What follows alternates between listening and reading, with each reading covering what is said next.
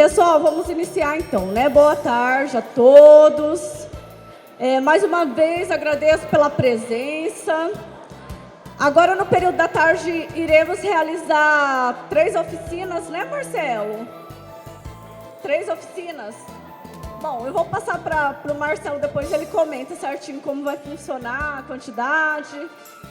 Então, pessoal, o Marcelo colocou aqui a exposição de umas mudinhas, de um terrário, de uma composteira e também de um brinde para a equipe vencedora. E aí, pessoal, então eu vou passar a palavra para o mestre Marcelo, que é formado em Biologia das Interações Orgânicas. Boa tarde, Marcelo. Bom, creio que todo mundo almoçou bem, né? Que bom que todos estão aqui, todos voltaram. E ela falou sobre número de oficinas, eu nem entrei em detalhe de números, porque a gente vai fazer uma série de atividades agora à tarde, tá joia? Meu nome é Marcelo, eu participo do comitê já há uns 10 anos. Eu sempre, desde o início, estive representando o Clube da Árvore no comitê, representando a sociedade civil. Teve um tempo que eu trabalhei na Secretaria do Meio Ambiente de Araçatuba. Nessa época também eu estive participando do comitê aí pela secretaria. Hoje eu já não estou mais na Secretaria do Meio Ambiente, mas continuo participando do comitê pela sociedade civil, tá? Trabalho com consultoria ambiental e tenho um projeto bem interessante. Depois, se vocês puderem entrar no Facebook, tem uma página lá chamada Reserva Três Meninos. É uma área em Guararapes, tá, onde o proprietário particular ele licenciou a área para receber animais que são reabilitados. A gente já plantou mais de 60 mil árvores lá. É um projeto bem legal e hoje é assim onde eu estou mais dedicando o meu tempo, vamos dizer assim. E, para começar, eu trouxe aqui 3 situações muito práticas que vocês podem fazer na casa de vocês, nos grupos escolares ou em outro grupo que seja uma prática de educação ambiental não formal, tá? O primeiro que eu quero falar é o terrário. Já que nosso tema é cobertura e uso do solo, aqui eu tentei montar uma maquete dos extratos do solo da nossa bacia, tá? E a partir do terrário você pode trabalhar uma série de temáticas com os seus alunos, com o seu grupo, no Conselho de Meio Ambiente, no grupo de idosos, seja onde for. E o trabalho que vocês podem desenvolver em relação ao terrário já começa desde a construção. Eu trouxe aqui pronto que nem ia dar tempo, tá? Mas eu quero explicar assim, a ideia aqui foi mostrar. Ó, embaixo a gente tem o manto, né, onde a gente ainda tem o magma, a rocha na forma derretida. Nós não temos vulcões aqui na nossa região, então você não vai ver esse magma chegando, formando chaminés para derramar magma na nossa região. Tá joia? E mesmo lá no passado, há 150 mil anos atrás, nós não tivemos formação de vulcão, mas nós tivemos fissuras por onde o magma derramou e concretou toda a superfície da nossa região, tá? Esse magma, há 150 mil anos atrás, que derramou aqui na nossa região, ele derramou em cima de um deserto, um grande deserto que a gente chama de Formação Botucatu, tá? Que era há 150 mil anos, quando os continentes estavam se separando, essa região toda onde a gente vive era deserto, tá? Não tinha as cordilheiras dos Andes. Por isso a umidade da Amazônia passava reto, nem a Amazônia existia direito. Mas conforme os continentes se separaram, as cordilheiras se ergueram, a umidade que vem do mar, que cai na Amazônia, que depois evapotranspira e é trazida através dos rios voadores, esbarra na cordilheira e vem fazer chover aqui na nossa região. E ao longo do tempo, a nossa região largou de ser um deserto, né, foi recobrida pelo basalto, que sofreu o processo de sucessão ecológica e gerou a paisagem, o bioma que nós temos hoje. E esse deserto que ficou soterrado, que está representado aqui por esse mais claro, ele formou o aquífero Guarani. Então aqui eu representei os bolsões de água do aquífero Guarani, que é quando se fura um poço artesiano, vai acessar lá embaixo, 300, 400 metros de profundidade.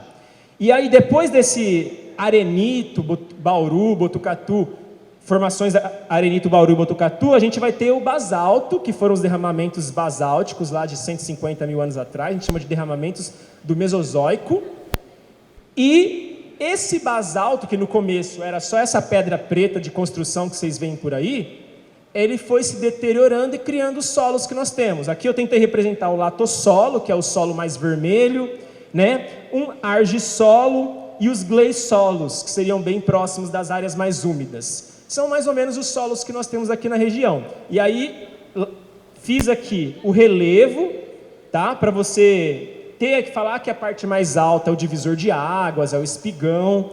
Você tem o leito do rio e eu coloquei a mata ciliar. E o Edmar veio aqui, né, me testar. Eu gosto de me testar. Mas isso aqui está tampando, né? Esse papel filme é muito legal, porque ele vai representar a própria atmosfera. E aqui eu deixei, vim no carro, gente, uma atenção, tô até duro, que eu vim no carro assim, passando no buraco, com medo de misturar todas as camadas. Mas deu certo. E aí, o filme, o calor do carro, fez a água que eu tinha irrigado, que eu fiz aqui ontem, gente, tá? Dá para fazer rapidinho, tendo os materiais. E aí, já evaporou. Se eu bater aqui, ó, chove. Olha lá, caiu umas gotinhas. Choveu.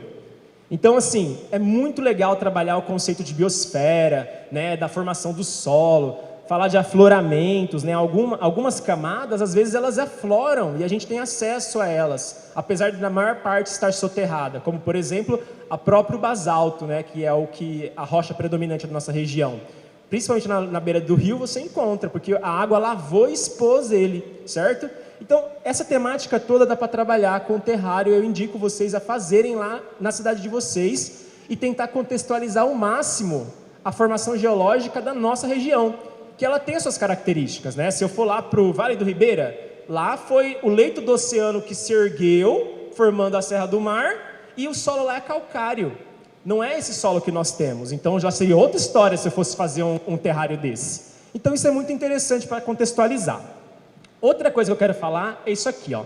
Isso aqui são mudinhas que a gente plantou com o Clube da Árvore, junto com as crianças, lá no shopping, mas eu também faço mudinhas na minha casa. Às vezes eu não uso tubete, às vezes eu uso um pote de leite, de caixa de leite, qualquer coisa que vocês queiram reutilizar, mas o importante é fazer um solo úmico e aproveitar todas as sementes que vocês tiverem acesso. Sabe, a gente viu que nós estamos assim, numa situação de vegetação muito baixa na nossa bacia.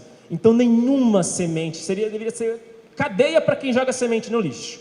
Então a gente tem que virar coletor de semente, a gente tem que virar plantador de semente, porque depois que essa semente germina, que talvez é a parte mais difícil, aí eu posso ir transferindo ela para potes maiores, eu chamo de engordar a muda, e aí dá para os seus amigos, faz um projeto, distribui em algum lugar, mas faça mudas, faça sementes virarem árvores. Essa é a dica que eu quero que vocês pratiquem lá no município de vocês. Façam sementes virarem árvores. Pesquisa na internet, tem tudo lá. Até como formar o substrato, tempo de germinação. Depois que eu fui me apaixonando, eu comprei uma coleção inteira do Lorenzi, que são os livros de árvores do Brasil. Lá fala como coletar a semente, como plantar, em quanto tempo vai germinar. Começa a explorar, porque, querendo ou não, olha só, plantei em 21 de setembro, olha o tamanhozinho que elas estão agora, mas também se eu não plantar, nunca vai germinar e eu não vou ter muda. Eu falo que hoje, se fosse para gente querer cumprir, né, Márcio? Olha o Jefferson, se a gente fosse querer cumprir hoje a nossa meta de rearborizar, né, a nossa região, eu falo que não tem muda suficiente. Não tem muda suficiente, nós não temos viveiros na região produzindo mudas suficientes. Então, assim, todos vocês, pratiquem observar a germinação, plantar a semente, doar muda para alguém, dar de presente, sabe? Isso é muito gratificante. Hoje eu olho assim, passo em vários lugares e vou olhando lá. Vários lugares que as árvores que eu plantei estão crescendo. E é uma experiência que eu gostaria que todos tivessem. De passar no lugar e falar, olha aquela árvore, que linda, eu que plantei, sabe? Isso vai ajudar na prática a nossa bacia. E outra coisa que vocês também podem fazer na casa de vocês, em qualquer ambiente que vocês compartilham com outras pessoas, é ter a composteira. Aqui é uma meio comercial, né? Feita com caixas já, mas dá para adaptar de várias formas. O importante é que a gente tem que ter uma caixa em cima, que ela vai fazer o primeiro processo de drenar os líquidos, o chorume, de fazer o primeiro processo de decomposição desse material, vai demorar alguns meses aqui em cima, tá? E isso vai pingando para a parte de baixo. E aqui eu já tenho o humus praticamente formado. Então, quando eu quero livrar espaço aqui em cima, eu passo aqui para a parte intermediária. E aqui embaixo eu só tenho o líquido que vai sair, que é o chorume, que também não pode ser descartado. É um ótimo biofertilizante. Aí eu não vou entrar em detalhes hoje, porque a gente tem bastante coisa para fazer, mas vocês podem acessar a internet. Como utilizar o chorume? Como montar a composteira e ter isso aqui nas práticas de educação ambiental na cidade de vocês, tá joia? E aí, eu até queria ver uma situação, olha só. Tirei o orgânico. Vamos ver como que está a coleta seletiva do nosso evento, hein? Ai, gente.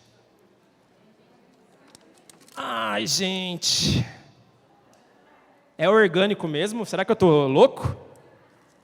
Ai, gente. Bom, não vai dar para pôr na composteira. Esse é, assim, a alma da coisa.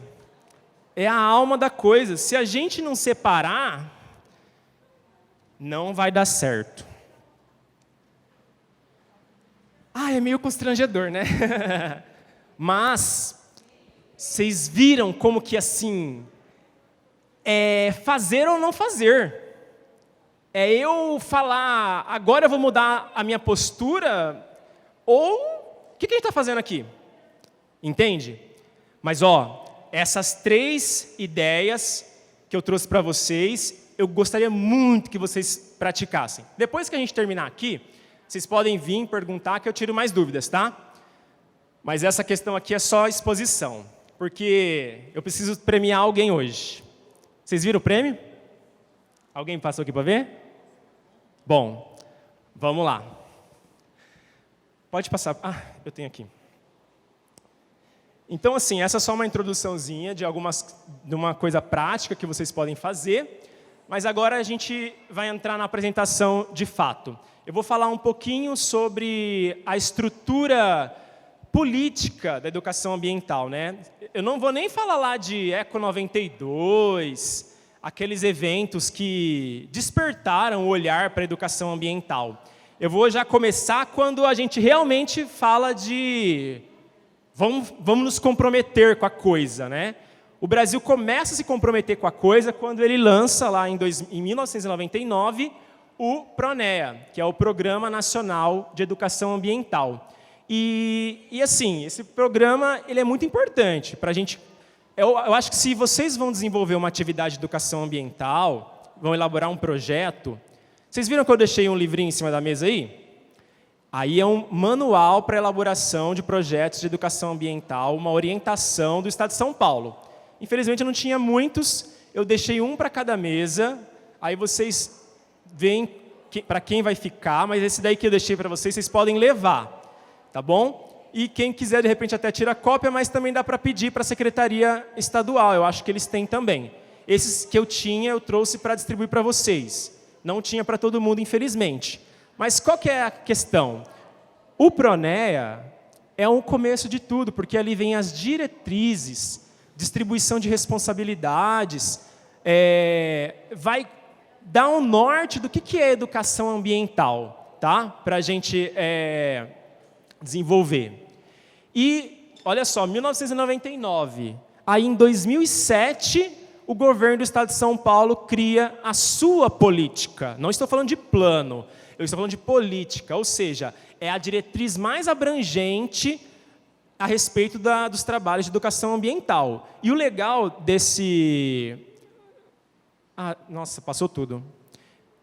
E o legal é que ele define, a nossa política estadual de educação ambiental, ela define o que é educação ambiental formal e não formal. Então, basicamente, a educação ambiental formal é aquela que a gente vai praticar dentro do ambiente escolar, e a não formal vai ser todas as outras formas fora desses ambientes escolares. Aí eu quero ver aqui com vocês. Quem aqui convive num ambiente escolar? Levanta a mão, por gentileza. Certo. E quem aqui não desenvolve educação ambiental formal na escola, em outros ambientes? Levanta a mão, por gentileza. Tá, então, a educação não formal está perdendo aqui hoje. Mas é legal, porque quem faz formal também pode fazer não formal. Né? E quem faz não formal, se não tiver um acesso a uma escola ou grupos organizados, não vai praticar a educação formal. Mas é importante ter essa visão.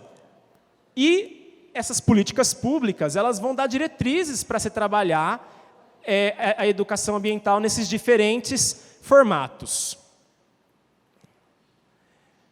Então, quer dizer, a legislação sobre educação ambiental de 1999 a 2009, ela deu o entendimento e a definição da educação ambiental, ela atribuiu e definiu responsabilidades a nível federal e estadual, diretrizes gerais, princípios básicos, né? Qual que é o objetivo da educação ambiental?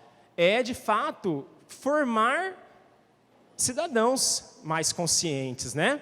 Através da sensibilização, e determinar a criação de comissões, né? Dentro dos governos, começa a ser criada comissões, muitas vezes com vários órgãos dos governos, para discutir educação ambiental. A gente está falando de política da educação ambiental, ou seja, transformar a educação ambiental em política pública. Tá? E aí, uma orientação interessante dessas políticas federal e estadual é que a educação ambiental ela não pode ser tratada como disciplina. Então, se lá na tua escola, na tua cidade, tem a disciplina de educação ambiental, aonde tem o professor de educação ambiental, aonde tudo é educação ambiental, vai nele. É ele que é o responsável. Está errado. A educação ambiental ela é inter e transdisciplinar. Ela precisa ser desenvolvida por todos os membros da comunidade. Pode ter aquele que é o condutor, né? O instrutor da história, mas todos devem desenvolver educação ambiental. O professor de matemática, o de história, dentro do seu contexto, dentro da sua matéria, mas sim, tem online, né? Acabaram de mostrar aqui, ó, o grupo do Multiplicadores, ele está aberto. Se puder, pode jogar lá dentro do grupo. Se não tiver aberto, por favor, abre que a gente vai usar ele já já. E aí, só foi em 2010 que a gente criou um programa. Qual que é a diferença para um programa, né? Ele tem cronograma, ele deveria ter pelo menos, né? Mas esse primeiro programa aqui do Estado de São Paulo, que inclusive está em processo para atualização, ele já deu um norte prático e que foi a criação do programa, seguindo as diretrizes das políticas federal e estadual, e lançou um projeto piloto naquela época, que era o Criança Ecológica. Quem lembra desse projeto Criança Ecológica? Levanta a mão, por gentileza. Alguém lembra desse programa, Criança Ecológica? Para mim, que estava na idade ali da 8ª série, terceiro colegial, foi bem legal assim, porque eu fui para o Morro do Diabo na época, e tinha boneco, eles faziam teatro. E eu falo que os trabalhos práticos, seguindo uma diretriz, começou no Criança Ecológica, no Estado de São Paulo. A educação ambiental começou de verdade lá em 2010, né, com o programa Criança Ecológica.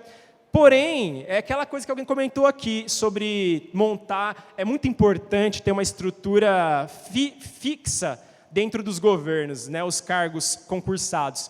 Porque os governos mudam de 4 em 4 anos e muitas vezes as políticas são desfeitas.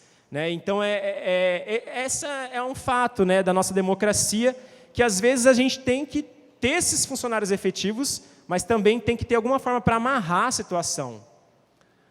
E em 2013, Jefferson, porque eu não encontrei a data exata, mas aí, nesse meio tempo, a gente também já lança o nosso programa de educação ambiental da Bacia. Então, existe o programa de educação ambiental da Bacia, que está olhando com metas, com diretrizes para o nosso contexto, para as nossas problemáticas. Tá? E aí você vai ter lá nesse programa. Por que eu estou falando isso? Porque se você vai desenvolver um projeto, criar um projeto, seja ele com o objetivo de ser financiado, ou não, a gente precisa de trabalhar em sinergia. E é para isso que servem as políticas públicas, para ser um cabo, guia, que todo mundo se segura para ir para frente.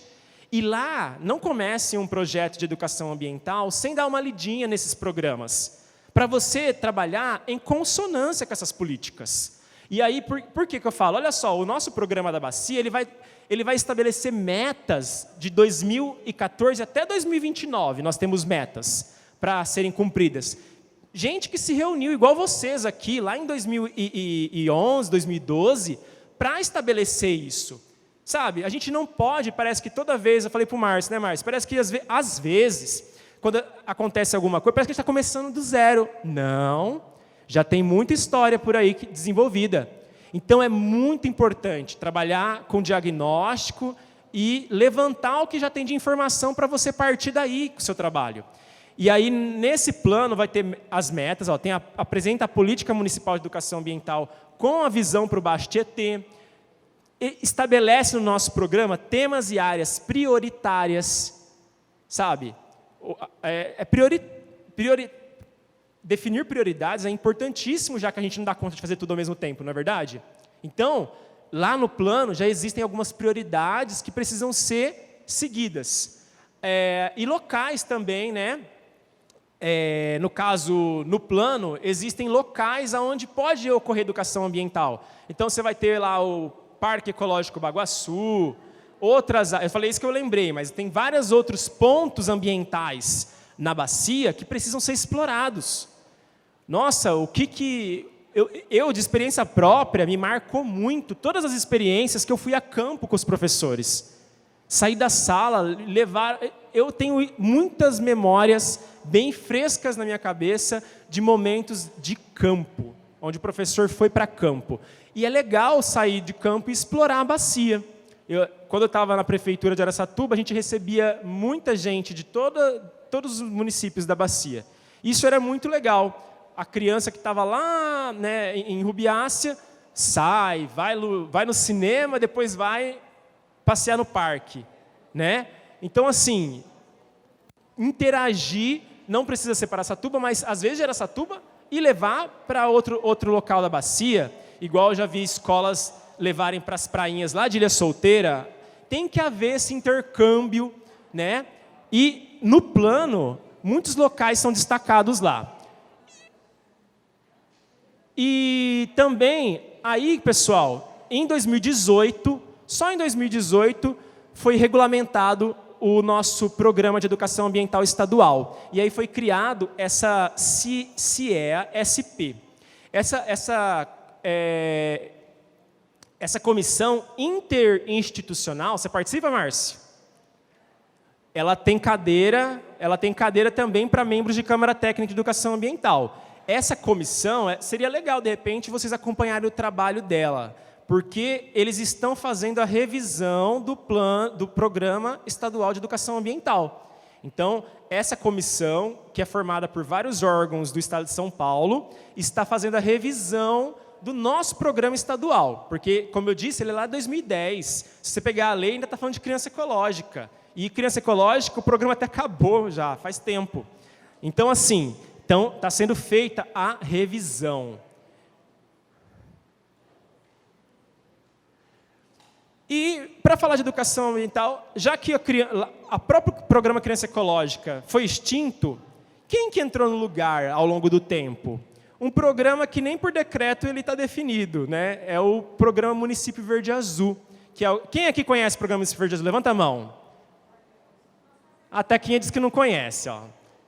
Eu já fui interlocutor do Programa Município Verde Azul também, e eu sou apaixonado por esse programa de um certo modo.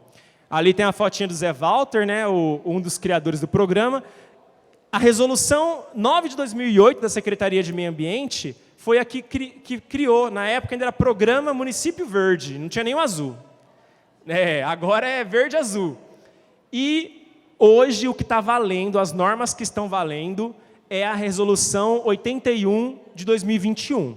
Essa é a resolução mais recente que determina as regras do Programa Município Verde Azul. E assim, é um arcabouço magnífico para a educação ambiental na região, porque olha só o que esse programa está definindo. todos os municípios que participam, eles têm que ter, para pontuar no programa estadual, Município Verde Azul, um programa municipal de educação ambiental em funcionamento e aprovado pela Câmara de Vereadores. E aí, no seu município, já tem o programa municipal? Já tem o programa municipal? Que é muito importante, porque esse programa vai ser a base para você trabalhar de uma forma estratégica. Olha o que eu falei, ó, o município Verde Azul está exigindo estrutura de primeiro escalão e outras estruturas que o município disponha. Ele tá exigindo do município que todos os municípios tenham uma estrutura lá na administração pública que cuide. Sim, competição, não vou falar disso já. Tem que ter, porque se não tiver um funcionário efetivo que segura as informações para não se perder nas trocas de governo, né, fica descontínuo os trabalhos. Demonstração de movimento do Fundo de Meio Ambiente. Todo município deveria ter um fundo municipal de meio ambiente. Eu não tenho dinheiro. Ou até tem aqui na bacia. Mas já pensou, você não precisar vir aqui na bacia para pequenos projetos, você tem um fundo que é coordenado pelo Conselho de Meio Ambiente da sua cidade. Aí eu quero financiar um projeto que está previsto no programa municipal da minha cidade, eu vou lá no fundo do município e financio ele. Mas se o município não tiver esse fundo, também aí fica difícil. Então, olha só, multiplicadores. Levem essa cobrança. Se o seu município não tem um fundo municipal de meio ambiente, talvez esteja faltando o seu dedo para esse fundo surgir. Ação no Verde Azul decorrente de participação em consórcio, articulação intermunicipal. Não dá. Vocês viram que o BO é grande. Nós precisamos de 20% pelo menos de floresta, só temos 10%. É muito para fazer. Vamos conseguir fazer sozinhos? Não. O próprio governo já está, tem gente conversando, o próprio governo já está cobrando que os municípios se unam para fazer consórcios. O consórcio do Ribeirão Lajeado, de Penápolis, é um exemplo. Igual tem naquele, deveria ter em todos. Lá em Araçatuba, eu dei muito ponto de faca, mas não consegui desenvolver. E ainda vou tentar ainda, que é o consórcio do Ribeirão Baguaçu. É Braúna, é Birigui, é Bilac. Quem bebe a água do Ribeirão Baguaçu é Araçatuba. Só que ele vem de outros municípios, cortando outros municípios. Então eu preciso criar um consórcio para atingir essas metas, né? Olha aqui, demonstração de fiscalização ambiental municipal. Eu faço um monte de educação ambiental, só que quando alguém faz uma penalidade lá, né? Ninguém fala nada, ele não é penalizado, ninguém fiscaliza ele. Fica difícil, né? Aí você fica lá de trouxa. Então tem que ter fiscalização ambiental no seu município, para o seu trabalho de educação ambiental ficar mais ainda potencializado. Se não tiver fiscalização, fica difícil. Aí também, banco de dados municipais. Se eu for hoje lá na sua cidade, será que existe um histórico de informações em um site na internet? Sabe, quanto foi a coleta de recicláveis ao longo do ano, em cada mês? Será que eu encontro essa informação? Como que está a reciclagem ao longo do ano, em cada mês lá na sua cidade? Ou como está o índice de arborização em cada bairro? Entende? Será que tem essas informações? Porque essas informações, se tiver um banco de dados igual o município Verde Azul exige no seu município, é uma ferramenta imensa para você desenvolver seus trabalhos de educação ambiental. Então, tem município que já tem. A senhora quer mais informação para a senhora articular no seu município? Acessa o portal de educação ambiental do governo do estado. Gente, lá a Raquel, que é da Coordenadoria de Educação Ambiental do Estado, ela desenvolveu esse canal e, cara, é minha Netflix às vezes. Tem várias lives onde eles recebem todos os atores do meio ambiente, né, dentro dos vários assuntos, e está tudo lá disponível, essas lives.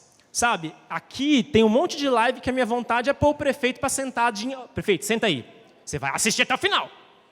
Assiste.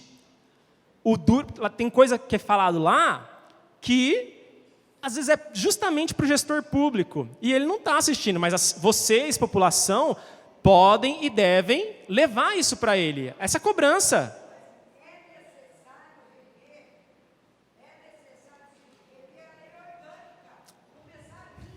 Ó, Araçatuba, tá?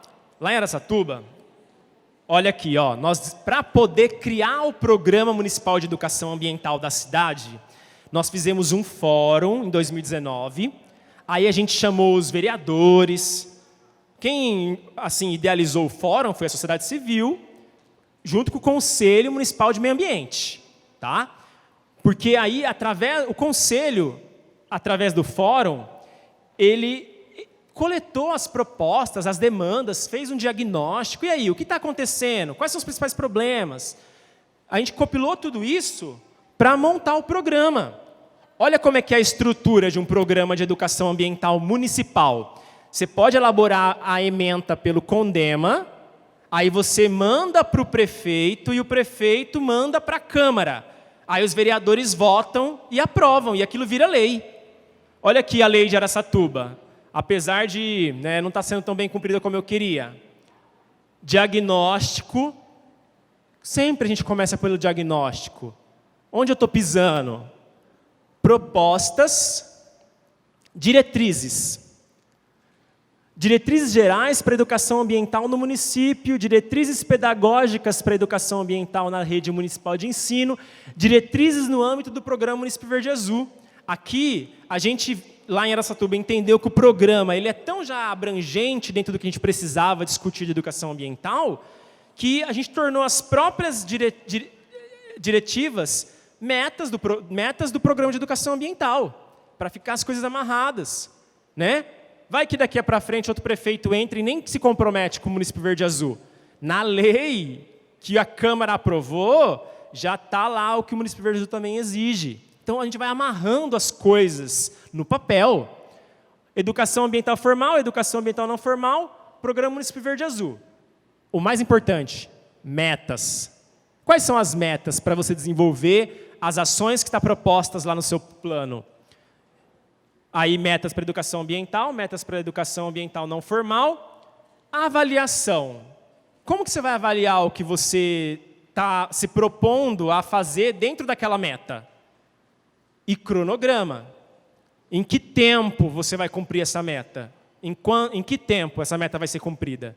Tá, gente? Então, eu estou falando isso porque essa é assim, só fazer o terrário ou fazer a composteira ou as mudas aleatoriamente vai ser muito pontual. Mas se você fizer isso dentro do contexto das políticas públicas que já foram desenvolvidas no seu município, você está progredindo dentro de um processo histórico, certo?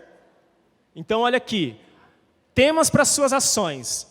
Essas são as diretivas do Município Verde Azul, tá? Município sustentável, então você pode trabalhar o desenvolvimento da sustentabilidade em todas as suas facetas. Conselho ambiental, tem que ter o conselho.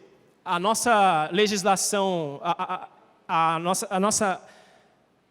nossa Constituição determina essa divisão dos poderes e cria a figura dos conselhos consultivos e deliberativos. Biodiversidade. Como é que está a fauna daquela região? Vamos trabalhar a educação ambiental em cima disso, gestão das águas, qualidade do ar, uso do solo, arborização urbana, esgoto, resíduos sólidos. E educação ambiental. Como eu disse, vocês agora são multiplicadores. Então, eu vou trabalhar educação ambiental, não eu praticando, mas eu ensinando a desenvolver. Certo? Pensem em multiplicar. E os nossos temas de hoje, tá? Uso e ocupação do solo da bacia e das margens, cobertura vegetal nativa, ameaças à biodiversidade, tá? E caracterização dos biomas. Para desenvolver, agora partindo então para uma prática, tá, gente? Eu vou passar para vocês essa é a metodologia de gamificação. Todos os assuntos que você buscar lá no banco de dados, você pode pegar os dados, tá? ou mesmo as expectativas, né, que se tem em torno da educação ambiental ou de um tema, e transformar num jogo. Aqui o Márcio aplicou um jogo para fazer uma avaliação, ou melhor, um diagnóstico, né, de como que estava o conhecimento. Mas vocês podem desenvolver até para avaliar mesmo. Né? Depois que você já deu os conteúdos, você pode fazer um processo de avaliação gamificado. Você pode trabalhar um bimestre inteiro gamificado. O tempo é você que vai definir. Vamos entrar em mais detalhes. O termo está relacionado ao uso de jogos para engajar pessoas, resolver problemas e melhorar o aprendizado, motivando ações e comportamentos em ambientes fora do contexto de jogo. Os assuntos da bacia têm alguma coisa a ver com o jogo? Não, mas o jogo ajuda as pessoas a absorverem melhor a informação, a aprenderem de uma forma descontraída até, talvez. Então, aí a gente junta tudo. Olha só, a gamificação pressupõe a utilização de elementos tradicionalmente encontrados nos games, como a narrativa, né, uma história envolvida, sistema de feedback de recompensas. E aí, o que eu ganho se eu fizer? Cooperação, competição, objetivos e regras claras, níveis. Então, fiz isso, passei de nível. Né? Então, assim, você pode gerar esse jogo junto com o seu grupo. Tentativas e erro, diversão, interatividade, entre outros. Está vendo? A gamificação nem é um game e nem é só uma brincadeira. Não é só uma brincadeira e nem é um game complexo. É, né, uma atividade com elementos de jogo. Opa. Então, olha aqui. A gamificação é um processo e não um momento único. Assim, tem que haver interação e o desenvolvimento de uma trilha de aprendizagem. Então, quando você fala, escolhe um tema, eu vou gamificar esse tema agora. Aí você vai ter que seguir uma trilha de aprendizagem, que alguns autores eles já citam, mas gente, no final desses slides, você vai ver lá assim, a bibliografia com o link, tá? Quando mandar, é só clicar no link que você vai para esses canais que eu estou mostrando. Tudo que eu estou falando aqui, eu pus de autor, no final vai ter o link para você acessar os trabalhos, o site, tá? No caso aqui, esse Aulas Incríveis da Gabriela Cunha, nossa, foi o melhor que eu encontrei explicando como gamificar a sua aula, ou como gamificar, né? Gamificar um tema que você queira trabalhar com seus alunos, tá bom? E, como eu disse, tem que ter esses elementos, ranking, fase, missões, os players, que são quem vai jogar, em que hora, como que vai ser a divisão, mecanismos de recompensa, Será que alguém vai querer ganhar essa recompensa aqui? Será? Eu quero ver, porque olha, gente, eu falar para você que deu trabalho para encher essa caixa aí. Objetivos e regras claras, tentativa, já vimos isso. Então, aí, são 6 passos para você gamificar, fazer a trilha da gamificação e transformar um tema em game, né? Olha só, estabelecer objetivos é a primeira coisa. Qual vai ser o objetivo da minha ação? O nosso vai ser estimular o comprometimento com questões regionais, gerar interação, provocar o senso crítico para as questões ambientais, despertar reflexões, hábitos sociais individuais, oportunizar a ampliação do conhecimento ambiental regional, sensibilizar para a consciência, destacar saberes populares. Pode ver que, provavelmente, esses temas, ou esses objetivos, talvez, se vocês pensarem em um outro tema, vai ser a mesma coisa, praticamente, né? Objetivos aí bem comuns na educação ambiental. Segundo passo da trilha no processo de gamificar um tema, definir os conteúdos. Tá? Então, eu quis gerar todos aqueles objetivos trabalhando que conteúdo? No nosso caso, de novo aqui, uso e ocupação do solo, cobertura vegetal, ameaça à biodiversidade, né? Que nós já falamos. Esses são os nossos conteúdos. E segundo, a atividade. Para chegar naquele objetivo, dentro daquele tema, dentro daquele conteúdo, como que vou trabalhar? Com que atividade? Hoje, nós vamos jogar aqui a missão ambiental pelo Baixo Tietê. É um joguinho que eu inventei, pegando as informações que a gente já trabalhou com vocês, tá bom? Espero que vocês não me xinguem, vamos lá. Aí, nós vamos aqui agora jogar o jogo. Vão ser 6 fases, tá, gente? Vão ser 6 fases. Vocês perceberam que tem um mapa em cima da mesa de vocês. Vocês já olharam esse mapa? É o mapa da bacia. Esse mapa também vai ficar para alguém do grupo. Vocês depois definem para quem que vai ficar. Quanto mais exposto esse mapa ficar em algum lugar, melhor. E cada mesa é uma cor, né? Vocês viram que atrás de uma cadeira tem uma cor. Eu quero que vocês deixem esse pano com a cor bem exposto para eu estar vendo daqui, ó. Esse grupo aqui da Teca, eu não sei qual que é a cor deles, ó. Isso, eu achei que era preto aqui. É marrom, roxo, laranja, azul, verde, amarelo. Beleza. E em cima da mesa, em algum lugar, também tem uma tira, não tem? Da mesma cor? Isso. Em algum momento, a gente vai ter que... vocês vão ter que escolher alguém para vir aqui no meio jogar. E aí essa pessoa, quando ela for vir aqui para jogar, ela vai amarrar essa fita no pulso, tá? Para identificar de que equipe o jogador é. Olha lá. Quais vão ser as nossas fases? Ó, primeira fase. Gente, agora, eu vou falar assim, ó. Presta atenção para a gente conseguir fazer, hein? A primeira fase é gerando um mapa da bacia hidrográfica. E se eu quero trabalhar um mapa com os meus alunos e que tenha todas as informações? Quem aqui conhece o site DataGel? Quem conhece DataGel? Levanta a mão. Ó, são poucas pessoas. No DataGel, basicamente, né, Márcio? Todos os mapas que você fez, você utilizou a maior parte informações do DataGel. Olha só, gente. Vocês viram aquele monte de mapa bonito? Vocês também podem conseguir ver eles e dar zoom assim só no seu município, se você quiser, utilizando o DataGel. Está lá disponível e tem gente que não usa. Vocês vão usar hoje, tá? Segunda fase. Organização dos municípios na borda do rio Tietê. Se você fechar o olho, fechei o olho, você consegue imaginar lá de Promissão até Itapura, como que é a distribuição dos municípios na bacia? Não? Não, né? Mas vocês vão aprender. Ó, eu pedi a ajuda de alguém. Fernanda, vocês espalham para mim, aqui no chão, assim, ó. Deixa um corredor aqui, daquela ponta naquela ponta. E aí vai espalhando essas folhas bem espalhado assim no chão, tá? Isso.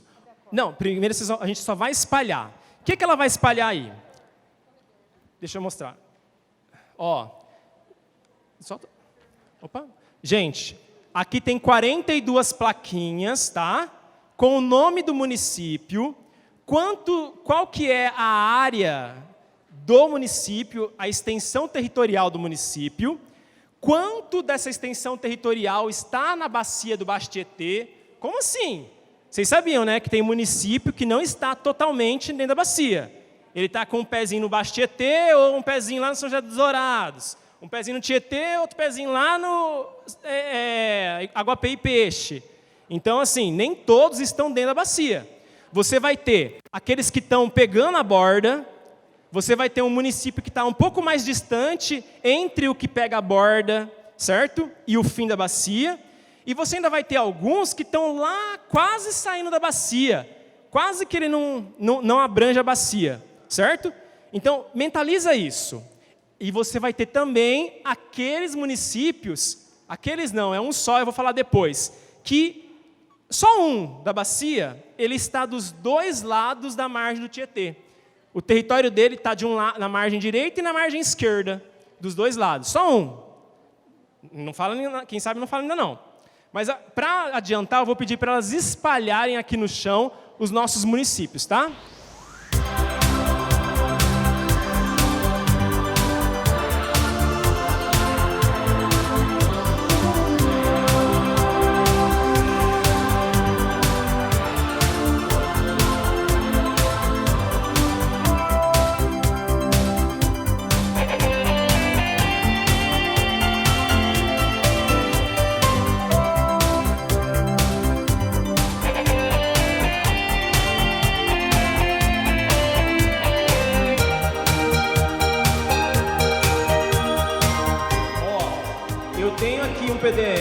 tá pegando a bacia, tá pegando o estado todo.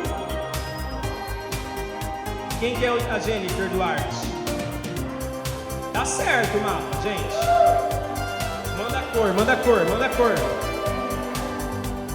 Aê, ó, vermelho acertou. Porque a bacia está aparecendo certinha lá.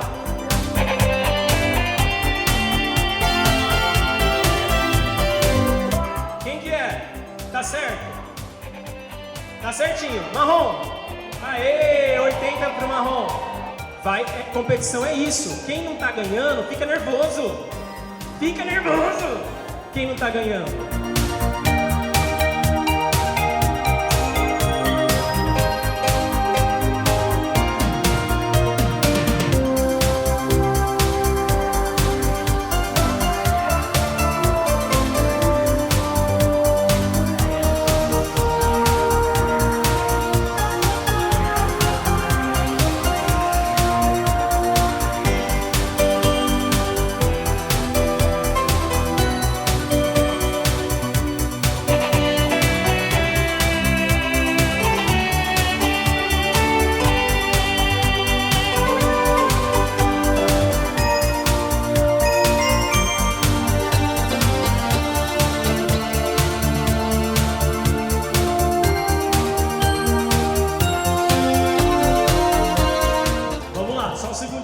Vai sair agora o resultado final.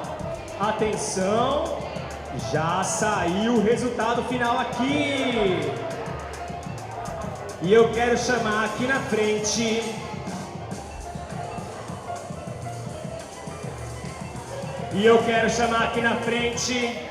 quem será? Quem será que vai vir aqui na frente? É o azul? É o marrom!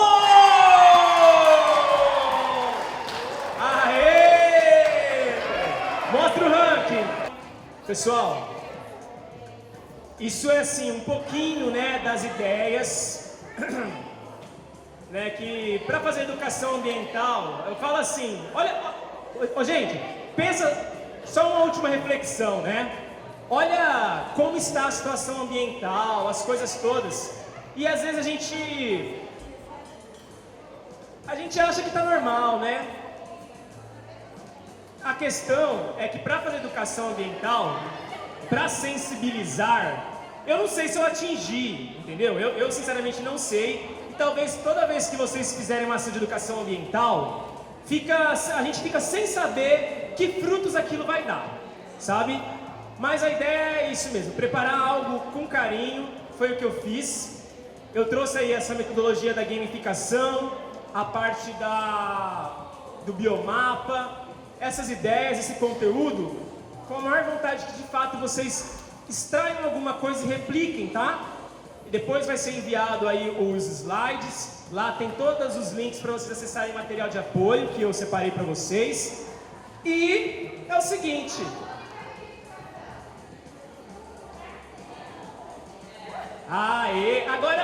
agora que vem a reflexão fundamental. Olha, tem futuro para o meio ambiente com egoísmo?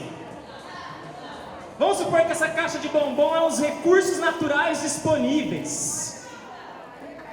O que a gente faz com o recurso natural?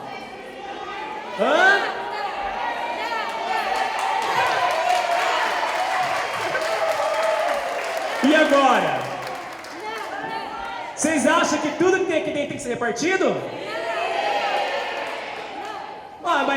Mas quem tem mais poder, quem se dá melhor, não tem jeito de ficar com tudo, é meu! E aí? Dá pra dividir? Peraí, dá pra dividir ou não dá? Aê! Ó, a ideia é essa, às vezes a gente não quer dividir. Só que nós estamos num território, principalmente quando se fala de rio, né? Já pensou se lá na cabeceira eu poluo, jogo tudo? E quem tá lá embaixo? Então assim, a natureza ensina pra gente que todos ganham quando há divisão. Mas vocês acham que essa caixa tá cheia de chocolate? Ah! Será? Abre isso aí, gente!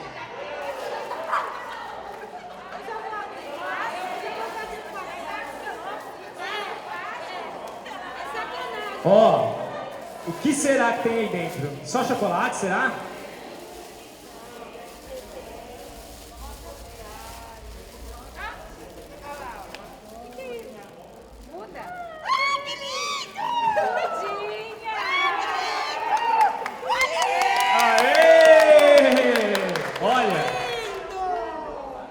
O chocolate era só uma isca para o que tem de mais importante do que nós temos que fazer.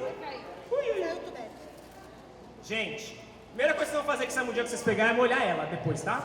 Antes de ir embora, vocês vão dar uma molhadinha nela, que elas assim, estão quase querendo murchar. Ó, a maior parte das mudinhas é uvaia e pitanga. Então, quem cedeu para nós foi o Loan, através da SOS Mata Atlântica, né? A maioria, muita gente aqui conhece. Então assim, vamos distribuir pro pessoal as mudinhas, vamos plantar essas mudinhas com a mentalidade de compensar as nossas emissões de hoje, né? E ó, dá para plantar até no vaso, mas planta na terra, gente, vamos deixar crescer, beleza? Gente, obrigado!